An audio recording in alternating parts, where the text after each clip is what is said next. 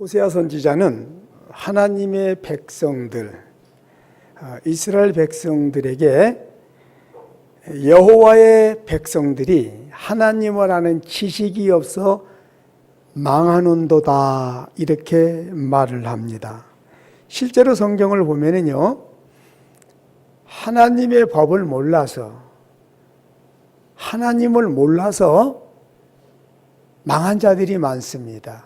대표적인 예로 엘리 제사장의 그 아들들이라든지 또 웃사와 같은 사람들, 그 외에 많은 하나님을 섬기는 자들이 하나님의 법을 몰라서 하나님을 섬기다가 병이 들었다든지 아니면은 하나님의 진노의 심판으로 죽임을 당한 사건들에 대해서 성경은 많이 기록하고 있습니다. 오늘날에도 교회 안에서 하나님의 진리를 몰라서 죄를 짓고 망하는 자들이 많이 있습니다. 이제 그 중에 하나가 바로 이 은사와 관련된 것입니다. 여러분, 은사는 우리가 예수 그리스도를 믿고 영적인 성장과 성숙을 이루는 도구로서 하나님이 주셨습니다.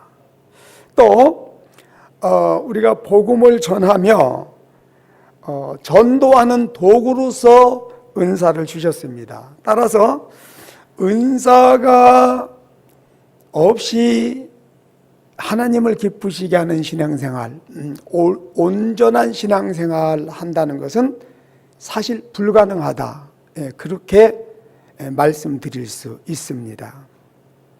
그러나 오늘 교회 안에 보면은 은사에 대한 무지로 인하여, 은사에 대한 오해로 인하여 은사를 거부하는 자들이 많습니다. 은사를 부정하는 자들이 많습니다. 그래서 마땅히 구해야 되는, 그래서 받아야 되는 은사를 받지 못하는 자들이 많습니다. 특별히 은사를 귀신의 짓이라고 폄하하며 비난하고 정죄하고 판단하는 자들이 얼마나 많은지 모릅니다. 고린도전서 12장 7절에 보면은 은사는 성령의 역사하심, 성령의 그 운행하심으로 말미암아 나타나는 현상이다, 그렇게 말하고 있습니다. 무슨 말이냐면 우리가 방언을 하는 것은 성령께서 내 입술을 통해서 하나님께 친히 말할 수 없는 탄식으로 간구하는 것이다. 성경은 이렇게 말합니다. 그래서 방언을 한다는 것은 성령이 지금 내 안에서 하나님께 중보하여 기도하는 현상이다, 이렇게 봐야 됩니다. 자, 내가 누구에게 기도를 했는데 병이 나았다. 그거는 성령께서 나를 통해서 지금 그 사람에게 치유의 사역을 하시는 거예요. 그의 병을 고쳐주시는 거예요. 예언을 한다. 성령께서 내 안에서 내 입술을 통해서 지금 하나님의 뜻을 전하는 것입니다. 이것을 일컬어 성령의 나타남이다, 이렇게 말하고 있는 것입니다. 그리고 이 은사는요, 우리가 올바른 신앙생활, 능력 있는 신앙생활을 할 수 있도록 하나님이 우리에게 주신 참으로 귀한 은혜의 선물입니다. 따라서 우리는 은사에 대하여 무지하면 안 됩니다. 그리고 은사에 대해서 잘 모른다 할지라도 절대적으로 은사에 대해서 폄하하는 말을 하면 안 됩니다. 은사에 대하여 비난하고 정죄하고 판단하는 말을 해서는 절대 안 됩니다. 설령 어떤 자가 은사를 통하여 좀 실수를 하고 비난받을 만한 짓을 했다 할지라도 그거는 성령이나 은사의 문제가 아니라 그 사람 개인의 인격이 문제입니다. 네. 그래서 은사로 인해서 누가 실수하고 죄를 범하고 문제를 일으킨다 할지라도 그런 자를 보면서 성령의 은사에 대하여 비난하고 정죄하는 것은 큰 죄가 될 수 있는 것입니다. 예. 특히 은사에 대한 비난과 정죄와 판단은요, 곧 성령에 대한 비난과 정죄와 판단이 되어집니다. 그리고 예수님은 말씀하십니다. 성령에 대해서 비난하고 정죄하고 판단하는 자들은 그 무엇으로도 영원히 그 죄가 용서받지를 못한다. 속죄함이 될 수 없다. 그렇게 말씀하셨습니다. 그러므로 우리는 은사에 대해서 알아야 됩니다. 그리고 은사에 대해서 비난하거나 정죄하거나 판단하는 일이 없어야 됩니다. 또 은사를 사용하는 데 있어서 절대 은사를 남용해서는 안 됩니다. 예. 물론 우리 중에는 은사에 대해서 비난하거나 부정적으로 생각하는 사람이 없습니다. 그리고 지금까지는 은사에 대해서 무슨 그렇게 막 남용을 하고 오용을 하는 사람도 없습니다. 그러나 우리 중에는 아직 은사에 대하여 잘 모르기 때문에 무슨 치유 사역을 받는다든지 아니면은 무슨 중보 기도를 받는다든지 아니면 어떤 문제에 대해서 기도를 받는 과정 속에서 오해하며 죄를 범하는 일들이 많이 있습니다. 그래서 오늘 이 부분에 대하여 말씀을 드리려고 합니다. 여러분 잘 들으시고 신앙생활 하는 데 있어서 큰 도움이 될 수 있기를 주의 이름으로 축복합니다. 예수님의 사역에 있어서 3분의 1은 귀신을 쫓아내고 병을 고치는 사역이었습니다.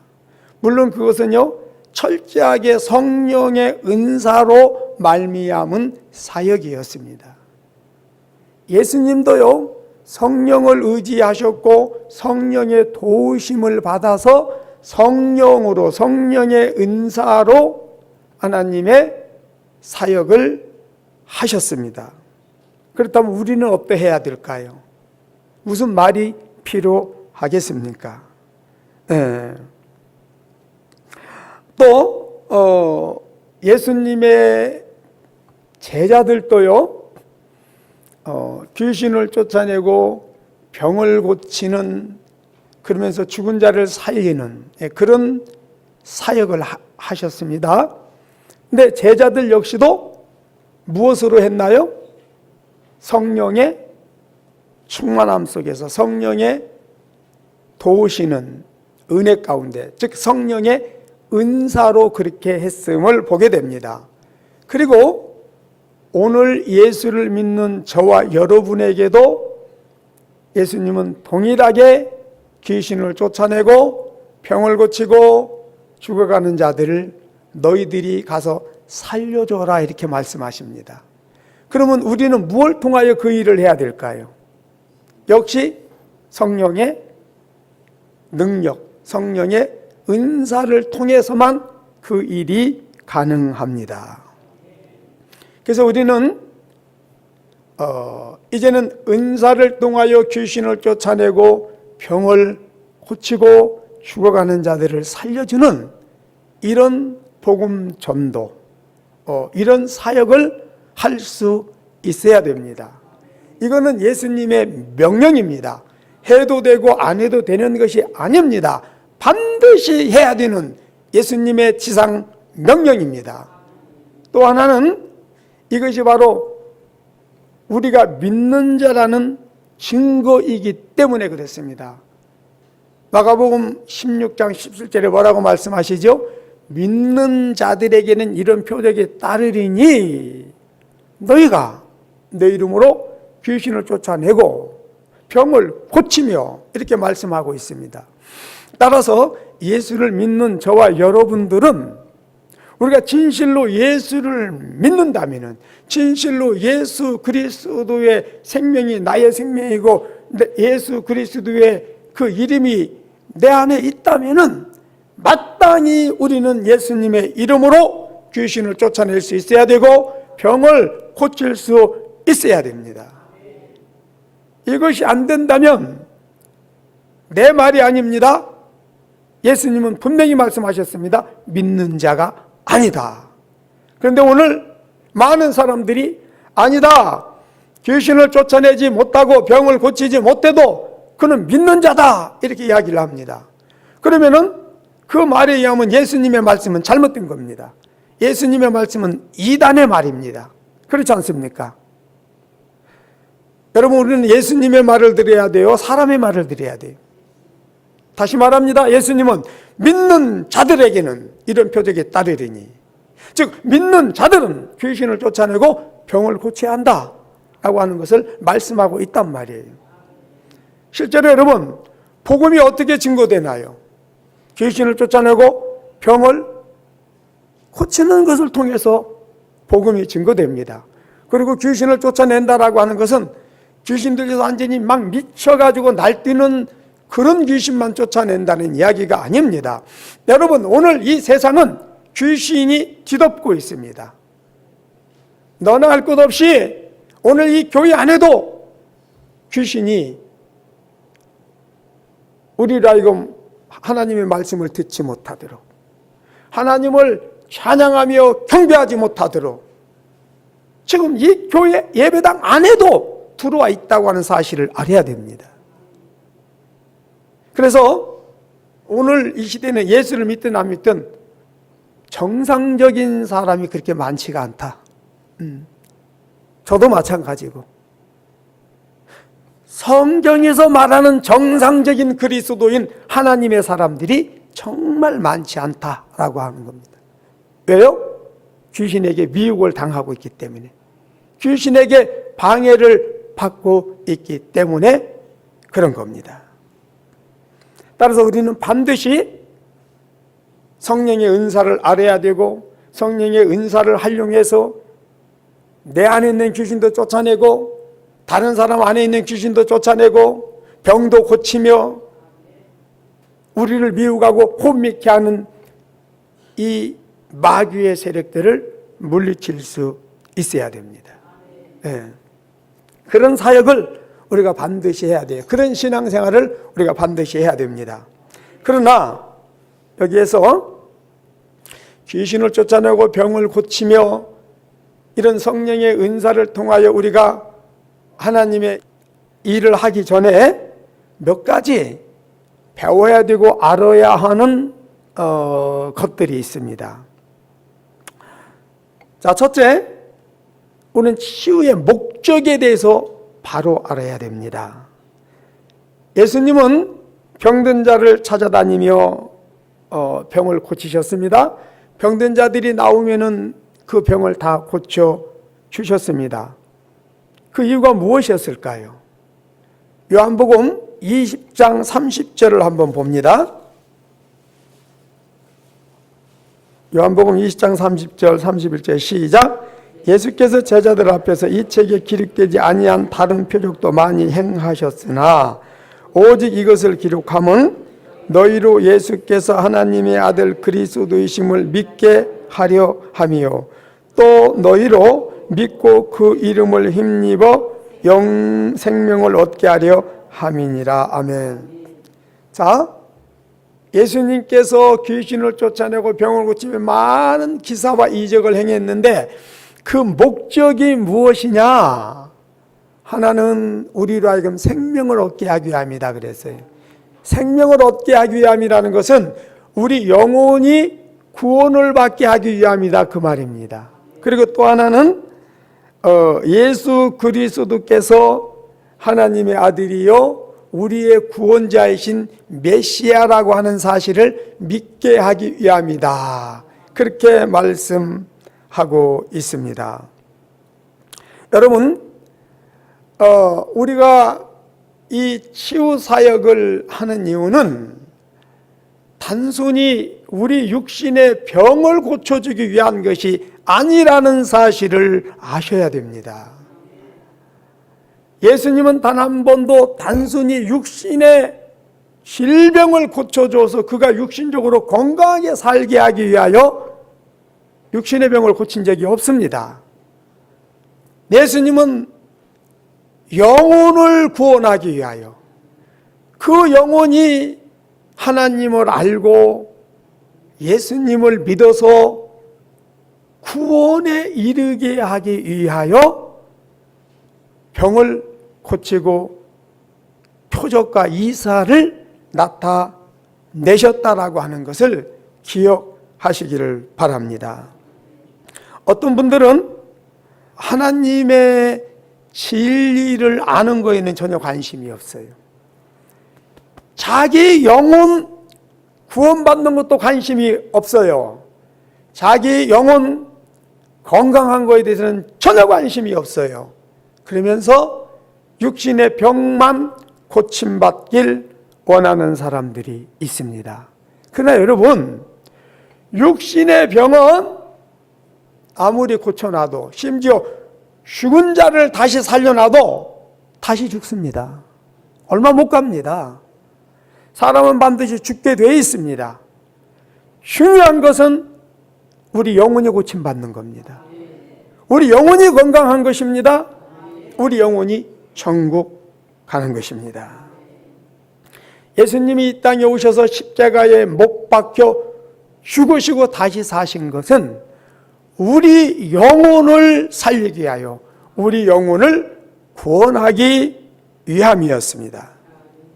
따라서 육신의 병을 고침받거나 아니면 육신의 어떤 문제를 해결받기 위해서 상담을 한다든지 기도를 받는다든지 할 때에 먼저 생각해야 될 것이 뭐냐? 나의 영혼입니다. 하나님 앞에서의 나의 삶의 중심과 자세를 뒤돌아보는 것입니다. 또 실제적으로 우리 몸의 질병과 우리 삶의 모든 힘들고 어려운 문제는 내 영혼으로부터 시작됐다. 하나님과의 이 바른 자세가 안 되었기 때문에 되어지는 것이다 라고 하는 것을 아셔야 됩니다. 그래서 성경은 사랑하는 자들이요, 내 영혼이 먼저 잘 되기를 원한다, 이렇게 말씀을 하고 있습니다. 두 번째, 우리가 치유사역을 하는 데 있어서 반드시 기억해야 될 것이 있는데, 그것은 치유사역을 하는 조건으로 누구에게 우리가 어떤 대가를 바라서는 절대로 안 된다는 겁니다. 지금은 없지만 앞으로 우리 중에서도 치유사역을 아마 할 수 있는 분들이 나올 겁니다. 그때 여러분, 절대적으로 치유사역을 조건으로 어떤 대가를 요구해서는 안 됩니다. 예수님은 말씀하셨습니다. 너희가 거저 받았으니 거저 주어라. 실제로 지금 우리 주위에는요, 병들어 죽어가는 사람을 상대로, 어떤 문제 속에 고통당하는 사람들을 상대로 내가 기도해 줄 테니, 내가 도와줄 테니, 내가 치료해 줄 테니, 내가 해결해 줄 테니 헌금해라, 돈을 내라, 이렇게 요구하는 사람들이 너무 많습니다. 은사를 받아서 치유사역을 한다고 하는 사람들이, 또 부흥사라고 하는 사람들 중에 그런 아주 악하고 썩어 빠진 짓을 하는 사람들이 너무 많습니다. 여러분, 내가 설령 어떤 은사를 받았다 할지라도 문제를 해결하고 병을 고치는 것은 하나님의 능력이지 내가 아닙니다. 나는 다만 통로일 뿐이에요. 나는 다만 하나님의 뜻을 전달하는 자뿐이에요. 네. 내 능력이 아니에요. 그리고 설령 그것이 내 능력이 할지라도 하나님은 그 은사를 밥벌이로 삼아라 그러지 않았어요. 돈벌이로 삼아라 그렇게 말씀하지 않았습니다. 거저 주라고 하셨습니다. 네. 여러분, 우리가 은사를 받아가지고 남의 병을 고쳐주고 뭔가 남의 문제를 해결하는데 도움을 주면서 돈을 받는다고 하는 것은, 어떤 대가를 요구한다는 것은, 이건 무서운 죄고 무서운 형벌이 따릅니다. 어떤 분은 제가 잘 아는 분이에요. 그분을 만나러 그분이 어느 기도원에서 사역을 하고 있어서 갔어요. 같이 식사를 하게 되는데 사역 끝나고 어떤 분이 와서 자기 딸의 문제로 내 딸이 이렇게 귀신 들려서 오랫동안 고통을 받고 있습니다. 좀 도와주세요. 그랬더니 그럼 헌금을 하라 그러더라고요. 얼마를 해야 됩니까? 얼마를 해라. 그 순간 저 사람 사기꾼이었구나.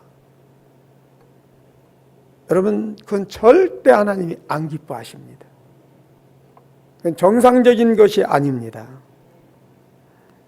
여러분, 나만 장군이 문둥병에 걸려 죽어갑니다. 이때 이스라엘에 엘리사라고 하는 하나님의 선지자가 있다는 소식을 듣고 그에게 가면 고침을 받는다고 해서 많은 재물을 선물로 준비해 가지고 엘리사를 찾아갑니다. 그러나 엘리사는 그는 아람 나라의 2인자입니다. 그래서 그 아람 나라의 왕이 이스라엘 나라의 왕에게 그 편지를 보내서 우리나라의 남한 장군이 가니 그 문둥병을 좀 고쳐달라 할 정도로 그런 존귀한 자였습니다. 그런데 엘리사는요, 그를 영접하지도 않고 방 안에 앉아서 내다보지도 않고 그냥 요단강에 가서 7번 모욕하고 가라. 그럼 나을 것이다 그랬습니다. 근데 실제적으로 나았습니다. 그러자 그가 가지고 왔던 그 금은보화 귀한 선물을 받아달라 그럽니다. 근데 그건 받지 않겠다. 그냥 가지고 가라. 그냥 돌려보냅니다. 그런데 그걸 보는 엘리사의 종 게하시가 우리 스승이 왜 저렇게 미친 짓을 할까? 요즘처럼 이렇게 경제가 어렵고 힘든데 저걸 받아서 써야지. 왜 저걸 그냥 돌려보내? 그러면서 탐심이 생깁니다. 그래서 그가 돌아가는 길에 스승 모르게 쫓아가서 거짓말로 지금 막 은 1달란트하고 겉옷, 외투 2벌이 필요한 일이 생겼다. 그러므로 우리 스승이 가서 이야기를 하고 받아오라고 했다. 그럽니다. 그래서 나만이 그러면 은 1달란트가 아니라 2달란트를 주겠다 하고 오다고 챙겨줬습니다. 근데 여러분, 그것을 받아가지고 옴으로 인하여 나만 장군에게 들렸던 그 문둥병이 누구에게로 옮겨갔어요? 게하시에게로 옮겨갔다는 거예요. 여러분, 병든 자들을 고쳐주면서 그들에게 돈을 요구한다, 대가를 요구한다. 그래서 그걸 받았다. 그러면은요, 그에게 있던 질병과 저주가 나에게 올 수 있음을 알아야 됩니다. 그렇기 때문에 어떤 대가를 받지 말라는 거예요. 개인적으로 뭔가를 요구해서는 안 된다는 것입니다. 하나님의 사역은요, 깨끗하고 투명해야 됩니다. 특별히 거짓과 탐욕이 없어야 됩니다. 그리고 은사 사역을 하는 데 있어서는 더더욱 그렇습니다. 은사 사역을 깨끗하고 정직하게 하면은요, 할수록 복을 받습니다. 그러나 은사 사역을 탐욕으로 거짓으로 하게 되면은요, 할수록 더럽혀지고요, 할수록 문제가 생깁니다.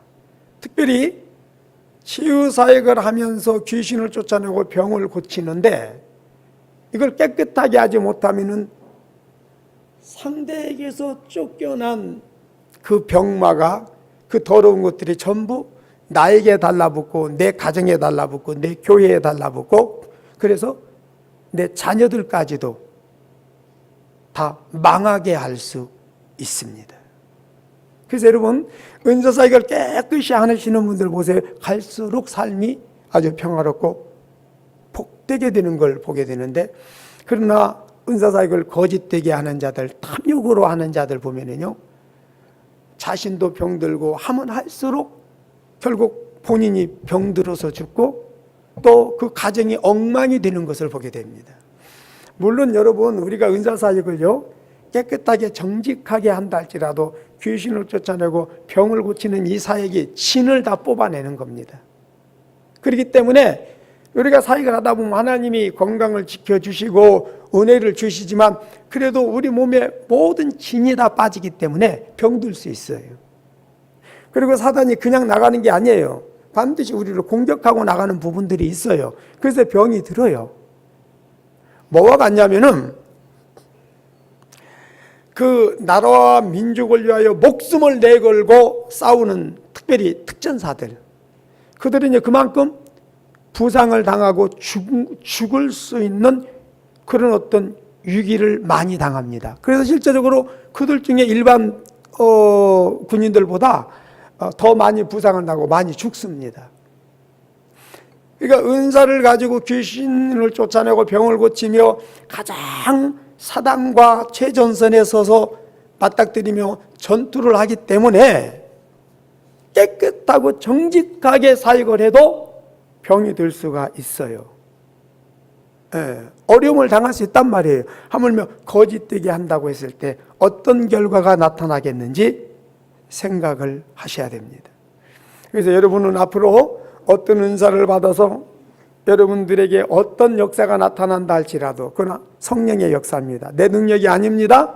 그래서 절대적으로 그걸 가지고 교만하거나 자랑하거나 뭔가 돈벌이로 삼아서는 안 된다고 하는 것을 명심하시기를 바랍니다. 자, 세 번째는요, 우리가 알아야 할 것이 있는데 그것은 치유사역을 받는 자들이 알아야 되는 내용인데요. 여러분, 예수님께 나와서 병을 고침받고 돌아간 자들은요, 똑같은 그 병이 재발되어서 또다시 그 병을 가지고 예수님 앞에 나와서 고쳐주십시오라고 기도한 적이 없다는 거예요. 예수님이 수많은 병자들을 고쳤는데 한 번 고침받은 병이 재발해서 또다시 그 재발한 병든 자를 찾아가서 기도해 준 적이 단 한 번도 없었다라고 하는 겁니다. 여러분, 이 부분에 대해서는 우리가 잘 들어야 됩니다. 왜 이것을 말씀을 드리냐면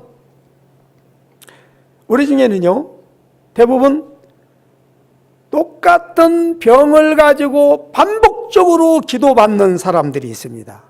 또 똑같은 병을 가지고 반복적으로 병원에 입원하고 치료받는 사람들이 있습니다.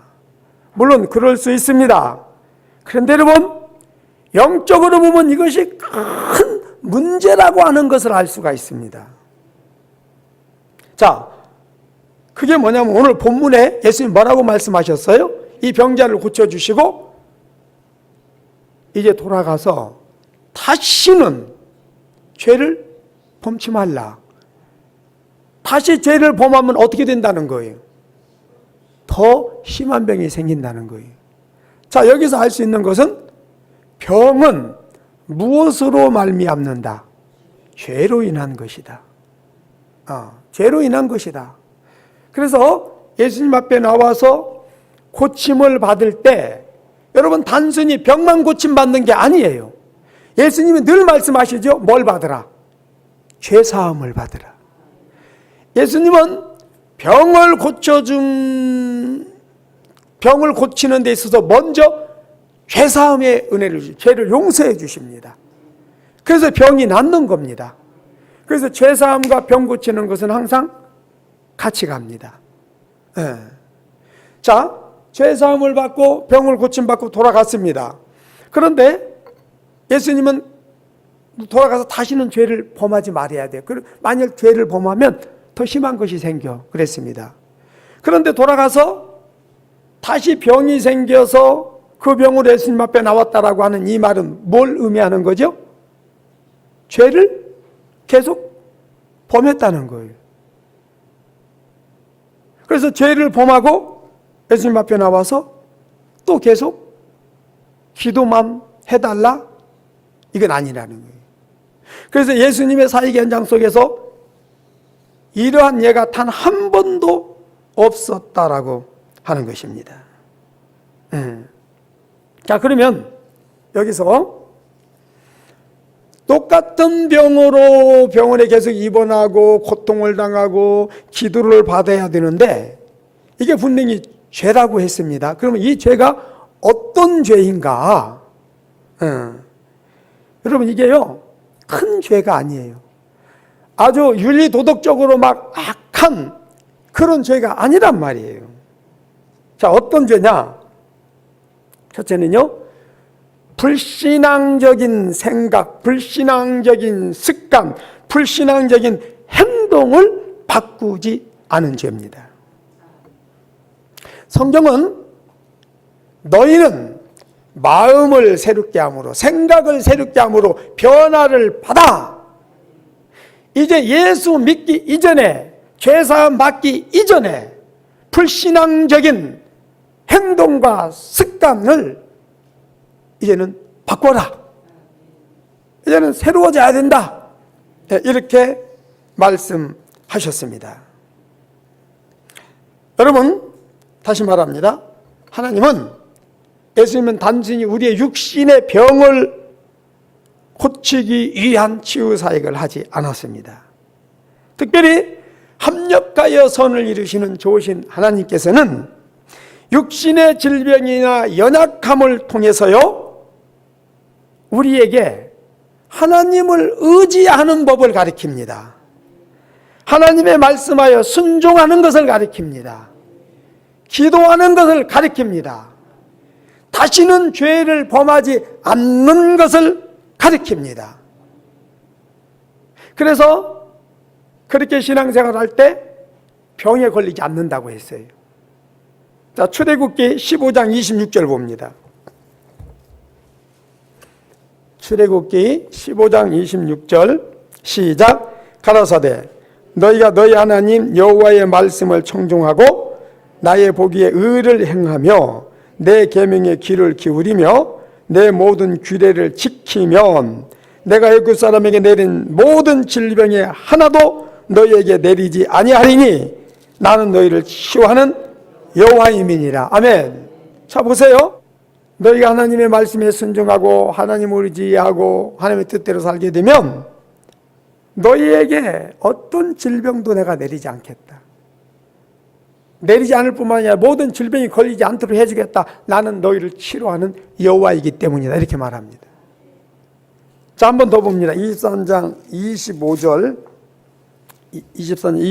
시작. 너희 하나님 여호와를 섬기라. 그리하면 너희가 너희의 양식과 물에 복을 내리고 너희 중에 병을 제하리니 내 나라에 낙태하는 자가 없고 응택지 못하는 자가 없을 것이니라. 내가 너의 날수를 채우리라. 자, 분명하게 너희가 여호와 하나님을 경외함으로 섬겨라. 하나님 말씀대로 순종하고 살아라. 그리하면 너희에게 병이 없을 것이라는 거예요. 그래서 여러분, 아브라함이나 모세는 병이 없이, 그들은 우리하고는 비교할 수도 없는 많은 삶을 살았지만 그들은 죽을 때까지 병이 없었습니다. 이런 은혜와 축복이 우리에게 있기를 주의 이름으로 축원합니다. 네.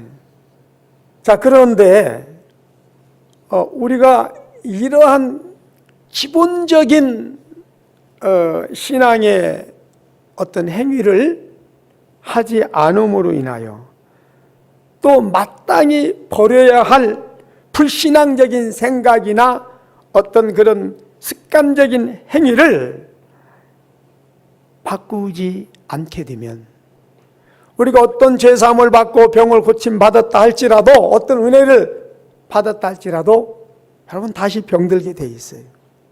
다시 문제가 생기게 돼 있습니다. 다시 고통을 받게 되어 있습니다. 그러면 그때라도 내가 순종하지 않았구나. 내가 이 불신앙적인 생각과 마음을 바꾸지 않고 내가 이 게으르고 나태함을 버리지 않고 나의 이 잘못된 신앙의 행위를 내가 고치지 않았구나. 그래서 그때라도 회개하고 본인이 하나님 앞에 기도하면은 하나님이 다시 회복시켜 주세요. 그런데 본인은 아무것도 안 해요.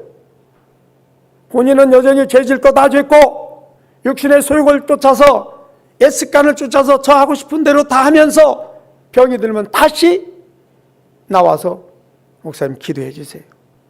똑같은 그 연약함, 똑같은 문제로 끊임없이 기도를 받아요. 여러분 이렇게 되면은요 사역자가 진이 빠집니다. 여러분만 힘든 게 아니고 사역자도 진이 빠집니다. 우리는 신앙생활을 절대 그렇게 해서는 안 됩니다. 그리고요 예수님이 더 심한 것이 생기지 않게 죄를 범하지 말라 그랬는데 여러분 여기에서 더 심한 것이 생기지 않게 하라는 것은 단순히 육신의 질병만을 말하는 게 아니에요. 여기에 문제는 더 심한 것이 생긴다는 것은 천국 가지 못하고 지옥 가게 된다는 거예요. 왜 지옥 가게 되느냐? 여러분 생각해 보세요. 병은 죄로부터 오는 거예요. 우리의 문제와 고통이 사실 다 죄로부터 와요. 그러면 그때는 몰라서 그러는 경우가 많아요. 근데 예수님 앞에 나가서 기도받을 때 원인이 뭔가 알잖아요. 죄사함을 받잖아요. 그러면 이제 뭐가 문제라는 거 알고 고침을 받고 돌아갔어요. 그럼 그 다음부터는 그걸 하지 말아야 돼요. 근데 그걸 안 고치고 똑같은 죄를 범하는 것은 그때는 알고 짓는 죄예요, 모르고 짓는 죄예요. 여러분 우리가 치유사역을 하면서 늘 가장 강조하는 게 뭐였어요? 하나님 이게 원인이 뭡니까? 그래서 원인을 여러분에게 전달합니다. 그리고 치유사역을 하고 이제 돌아가서 앞으로 어떻게 해야 될 지침을 줍니다. 이제 그대로 하면 재발되지 않습니다. 그런데 여기서 중요한 것, 생각과 마음이 안 바뀌니까 안 되는 거예요. 생각과 마음이 안 바뀌니까 안 되는 거예요. 그래서 계속 죄를 반복해서 짓는 거예요. 네. 요한일서 5장 16절 이하에 보면 죄는 두 가지예요. 알고 짓는 죄와 모르고 짓는 죄다. 모르고 짓는 죄로 인하여 발생된 병은요 하나님 쉽게 고쳐주세요. 그러나 알고 짓는 죄로 인하여 발생된 병은요 하나님 쉽게 고쳐지지 않습니다. 특별히 문제가 되는 것은 모르고 짓는 죄는 용서함을 받는데 알고도 반복적으로 죄를 지으면은요 성경은 뭐라고 말합니까? 영원 용서받지 못한다. 그건 사망에 이르는 죄가 된다. 이렇게 말씀합니다. 여러분 잘 생각해 보세요. 지금 여러분이 짓는 죄가 알고 짓는 죄입니까? 모르고 짓는 죄입니까? 여러분 안에서 지금 어떤 연약함, 질병, 그런 고통의 문제들이 여러분이 지금 알고 짓는 죄로 인한 것이라고 생각하세요? 전혀 모르고 짓는 죄로 인한 것이라고 생각하세요? 여러분 그냥 고침받는, 육체가 고침받는 것으로 끝나는 게 아니에요. 하나님은 단순히 우리 육체를 고치는 데 관심이 있으시는 게 아니에요. 우리 영혼에 관심이 있으세요. 하나님은 우리 영혼을 고치시기를 원하세요. 하나님께서 수목금 행복한 교회 사역을 육신 고치고 육신 잘 먹고 잘 살게 하는 그런 사역이 아니란 말이에요. 영혼 고치는 사역이에요. 영혼을 구원하는 사역이란 말이에요. 따라서 여러분, 이제 여러분들이 병으로 고통받지 아니하고 건강하시고 또 건강한 몸을 가지고 하나님의 사역을 돕는 자들이 되시기를 바랍니다. 네 번째, 우리가 하나님께 어떤 문제를 해결을 받았다거나 또는 질병을 고침받았다면 이제는 하나님의 사역을 돕는 자들이 되어져야 됩니다. 하나님의 사역을 돕는다는 것은 곧 저를 돕는 것을 말합니다. 그래서 여러분들이 저를 무엇으로 도와야 되겠습니까? 하나는 기도로 도와야 됩니다. 네. 그리고 여러분들이 신앙생활을 잘하는 것입니다. 그래서 여러분이 영적으로 날로 성장 성숙하고 또 하나님의 복을 받고 좋은 삶의 열매를 맺는 것을 보여주는 것이 곧 하나님의 사역을 돕는 것이고 저의 사역을 돕는 것입니다. 그래서 여러분 때문에 시간을 빼앗긴다든지 여러분 때문에 막 마음에 부담을 갖게 하는, 근심하게 하는 일이 없어야 됩니다. 여러분, 그것이 우리가 기본적으로 하나님의 사역을 돕는 것입니다. 그리고 더 나아가서 이제 여러분들이 고침을 받고 그런 성령의 은사를 받고 예수님의 이름으로 나가서 귀신도 쫓아내고 병든 자를 고쳐주고, 그래서 그들을 전도해서 교회로 데려와야 됩니다.